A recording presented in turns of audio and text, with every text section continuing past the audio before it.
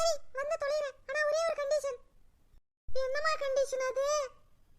எனக்கு நைட்டுக்கா பானிபூரி வாங்கி தரேன்னு சொல்லு. நான் வந்து வாசல் பெருக்கி கொடுக்கறேன். சரி பாடி அம்மா வாங்கி தரேன். ஒரு வாசல் பெருக்கிறதுக்கு நான் என்ன பண்றதா இருக்கு பாரு. சரி வாங்கி தரியா?